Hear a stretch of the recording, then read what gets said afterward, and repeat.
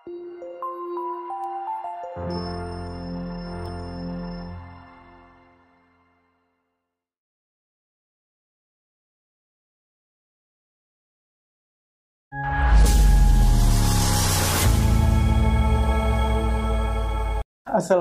warahmatullahi wabarakatuh. Berjumpa lagi bersama saya Arin dalam acara podcast Pertanyaan Obrolan Dunia Kesehatan. Oke, kali ini kita akan membahas tentang diabetes ya bersama dengan dokternya langsung, dokter spesialis penyakit dalam, Dr. Amriza. Selamat datang, dokter. Selamat siang. Assalamualaikum warahmatullahi wabarakatuh. Waalaikumsalam warahmatullahi wabarakatuh. Kabarnya sehat ya, dokter? Alhamdulillah sehat. Iya, kita ini lagi membahas tentang diabetes. Kan kasus diabetes ini sedang meningkat nih, dok. Iya. Ya, sebenarnya diabetes itu keturunan atau menular, dok? Begini, menular itu tidak, tapi keturunan ya. Jadi dia diturunkan secara genetik dari kedua orang tua. Tapi bisa juga kalau tidak diturunkan. Jadi ada yang karena pola makan misalnya, karena faktor obat-obatan, karena kehamilan misalnya bisa juga menyebabkan diabetes. Tapi menular enggak. Oh, berarti pola gaya hidup ya. Jadi diabetes begini aja, diabetes itu yang paling banyak itu adalah tipe 2. Jadi ada diabetes mellitus tipe 1, diabetes mellitus tipe 2. Ya, kemudian yang lain-lain itu ada yang tadi itu, diabetes karena kehamilan, diabetes karena obat-obatan. Tapi yang paling banyak itu kasusnya adalah diabetes tipe 2. Diabetes tipe 2. Itu yang paling banyak, kasusnya paling banyak ya, dok ya. Hampir 90%. Iya. Oke. Untuk diabetes ini sebenarnya ada berapa macam ya? Saya dengar ini diabetes ada diabetes basah, ada diabetes kering. Itu mitos atau gimana, dok? Mitos itu istilah orang-orang awam aja. Tidak ada ya istilah diabetes basah sama kering. Nggak ada itu. Ya kebanyakan di masyarakat kan gitu diabetesnya. Oh, gula darah kering, gula darah basah. Jadi yang ada itu tadi. Jadi kalau diabetes tipe 1 itu adalah diabetes yang memang dari kecil ya. Jadi karena memang pabrik insulinnya atau pankreasnya itu tidak menghasilkan insulin dari mulai kecil. Jadi diabetes tipe 1. Kalau yang diabetes tipe 2 itu adalah diabetes gaya hidup itu. Jadi diabetes yang faktornya disebabkan karena insulinnya itu resisten atau disebut ada tahanan. Jadi kalau kita bilang diabetes itu adalah tidak bisa dipergunakannya kadar gula yang ada dalam darah itu tidak bisa dimasukkan ke dalam sel otot untuk dipergunakan sebagai energi karena insulinnya resisten. Jadi ada tahanan di situ. Terutama kalau orang diabetes tipe gemuk. Jadi awal-awalnya yang paling banyak itu adalah diabetes itu karena pola makan ya. Pola makan. Itu yang kami sebut dengan gaya hidup ya. Jadi gaya hidup itu misalnya orang yang sering makan malam, makan manis-manis, gaya hidup yang santai, tidak bergerak, kan? Kurang olahraga. Jadi merokok, tidur larut malam, kan? Apalagi gaya-gaya hidup yang tidak sehat. Yang tidak sehat ya. Kemudian memilih makanan yang tinggi kadar gula, ya kan? Itulah yang memicu munculnya diabetes tipe 2 ya. Apalagi kalau dia secara genetik sudah ada faktor keturunannya diabetes. Sedangkan tidak ada faktor keturunan aja bisa menyebabkan munculnya diabetes karena gaya hidup yang tidak sehat itu. Apalagi ada memang jalur keturunannya itu dari diabetes. Diabetes ya. Oke, Dok, untuk diabetes ini kan banyak yang bilang itu adalah ibunya dari semua penyakit ya.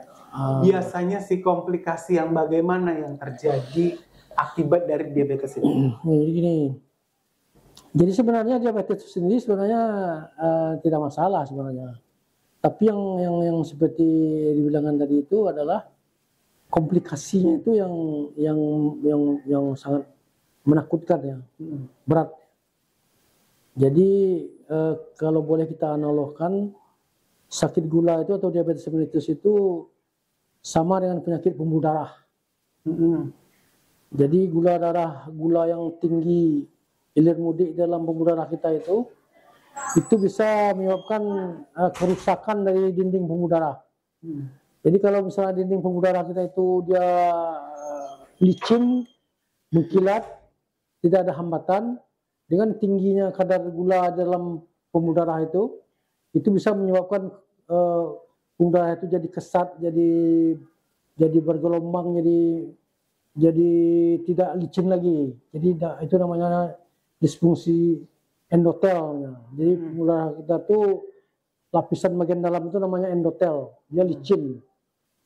Jadi kalau sudah mulai dia rusak, lapisan dalamnya itu udah kesat, dia menumpuk lah singgah-singgah di sana sel-sel lemak, kemudian trombosit misalnya yang platelet atau sel pembekuan, jadi terjadilah menumpuk di sana sehingga bisa menyebabkan penyempitan atau penyumbatan.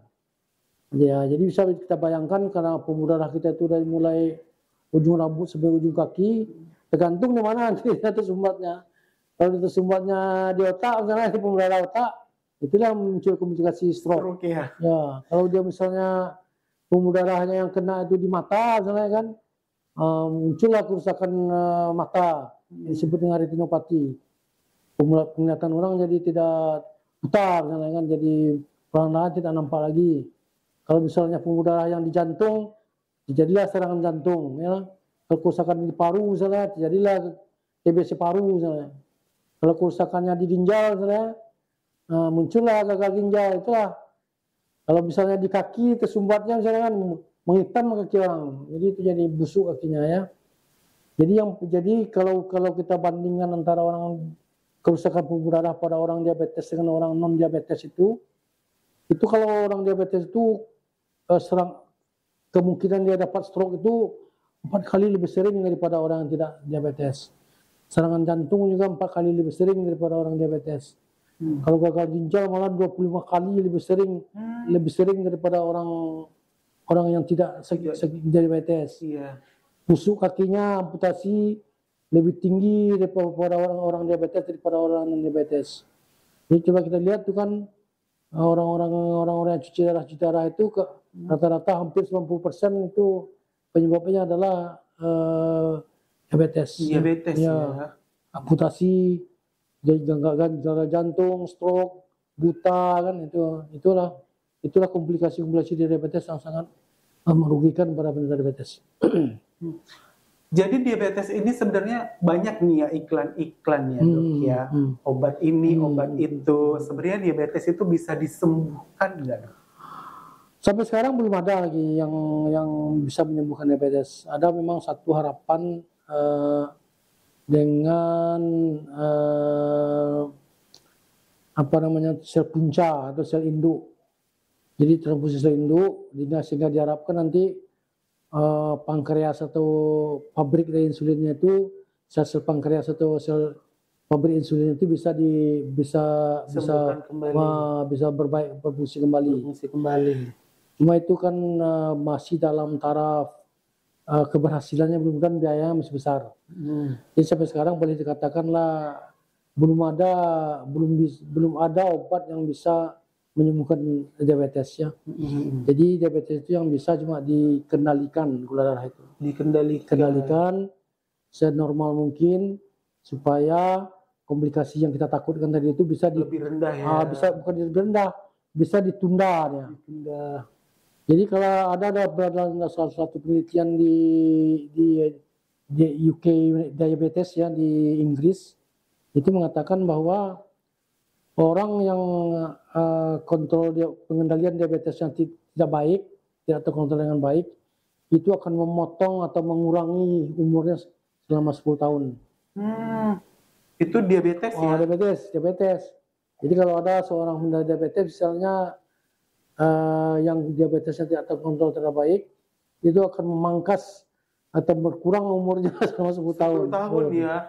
Karena begini, sakit diabetes itu kan ada kerusakan pembuluh darah itu kan ada dua. Jadi kerusakan pembuluh darah kecil-kecil, misalnya di mata atau di ginjal, itu namanya komplikasi dalam mikroangiopati. Jadi pembuluh darah kecil. Sedangkan satu lagi adalah makroangiopati. Nah, kerusakan mikroangiopati sebenarnya tidak bisa dicegah sebenarnya. Dia tetap berjalan terus. Walaupun kita kendalikan betul dengan baik diabetes kita, tetap juga nanti muncul ya selama 20 atau bakalan muncul ya. Jadi yang usaha kita cuma untuk memperlambat munculnya, menunda risiko tersebut. Itu yang bisa kita lakukan dengan mengontrol gula darah tadi dengan baik, pola hidup, lifestyle yang sehat, dengan olahraga, kemudian minum obat secara teratur itu. Begitu kan dokter bilang tadi kalau diabetes ini nggak bisa disembuhkan nih, ya kan nggak bisa disembuhkan. Tapi sekarang belum ya, semoga nanti ada. Iya. Kalau untuk insulin dan metformin itu kan biasanya dapat itu untuk menyembuhkan atau untuk mengendalikan aja? Itu mengendalikan aja. Untuk mengendalikan aja ya. Bukan untuk menyembuhkan ya. Bukan. Itulah banyak sekarang orang pada penderita diabetes itu salah kaprah kadang-kadang. Kesalahannya kadang-kadang dia yang paling sering itu karena menunda-nunda untuk mengontrol gula darahnya. Jadi kadang-kadang karena begini, seseorang yang mulai terkena didiagnosis sebagai suatu penyakit diabetes mellitus itu komplikasi yang kita sebutkan itu tuh munculnya bertahun-tahun. Jadi bukan 1 sampai 2 tahun, bisa 5 sampai 8 tahun baru muncul. Jadi itu maka kadang-kadang para diabetesi atau penderita diabetes itu datang itu sudah dalam keadaan terlambat ya. Badannya udah kurus, udah muncul komplikasi. Karena selama bertahun-tahun itu dia membiarkan tidak mengontrol gula darahnya secara teratur ya. Jadi itulah tujuannya kalau seseorang itu sudah didiagnosis sebagai diabetes, apalagi kalau dia ada turunan dari diabetes, sebaiknya dia mencek gula darahnya sekali setahun atau sekali 6 bulan. Sekali 6 bulan. Oh iya, karena kadang-kadang tidak ada gejala sama sekali diabetes itu.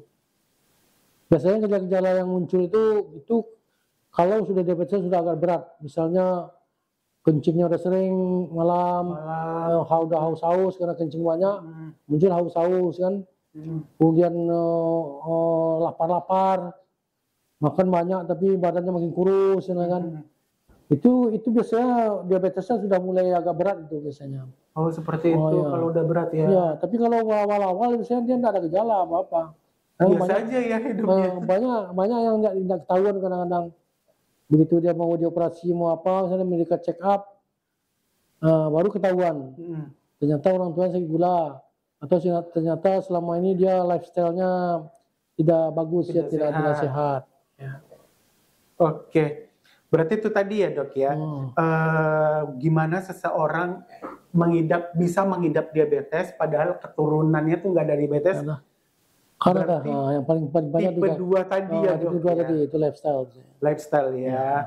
Oke, terima kasih dok. Itu saja informasinya. Ya. Itu saja informasi tentang diabetes. Yang mulai dari sekarang mari kita jaga kesehatan, terutama pola makan dan pola hidup ya dok ya. Mungkin ada tips nggak dok untuk sahabat-sahabat PH biar hidup bisa bebas dari diabetes? Yang jelas tadi, jadi hiduplah Islami. Saya Islami, jangan tidur terlalu larut malam, biasakan jangan makan malam banyak, sementara sarapan pagi tidak ada. Kemudian jangan merokok, ya berolahraga lah 30 menit sehari ya, paling kurang gitu ya. Jadi karena gini, kalau orang yang sarapan paginya tidak ada, kemudian malamnya dihajarnya makan, itu kan setelah makan malam kan tidak ada bergerak lagi. Ya, tidur. Iya, tidur. Sehingga kadar gulanya akan meningkat kan. Itu akan memicu pengeluaran insulin lebih banyak. Lama-lama nanti pabrik insulinnya itu akan lelah. Hancur ya. Akan kelelahan ya. Sementara kalau kita sarapan pagi, kemudian kita kan bekerja. Bergerak. Walaupun kita di kantor sana kan. Iya. Jadi sebaiknya kita sarapan pagi dulu, kemudian mungkin kita bergerak. Jadi walaupun kita sarapan pagi agak banyak sedikit misalnya kan, tapi setelah itu kita bergerak, insulin gula darah itu akan dipergunakan untuk dimasukkan ke dalam sel, dipergunakan untuk kalori, sehingga dia akan dibakar gula atau karbo yang kita makan itu, sehingga akan menurunkan kemungkinan terjadinya diabetes. Apalagi kalau orang seseorang itu sudah diketahuinya bahwa orang tuanya menderita gula, diabetes, itu memang dia lebih hati-hati lagi, lebih waspada lagi, lebih giat lagi olahraganya, jaga berat badan, jangan sampai gemuk misalnya kan. Makan malam itu hindarilah, ya, olahraga itu yang paling penting sekali. Jangan merokok, ya, gitu nah. Tidurlah paling kurang minimal jam 9. 6-7 jam lah malam. 6-7 jam ya. Oke, terima kasih dokter. Sekali lagi. Iya, itu saja sahabat TH yang ingin konsul dengan Dr. Amrizal bisa lihat nanti jadwalnya di bawah sini. Ya, saya bersama Dr. Amrizal akhiri podcast kali ini. Wabillahi taufiq wal hidayah. Wassalamualaikum warahmatullahi wabarakatuh.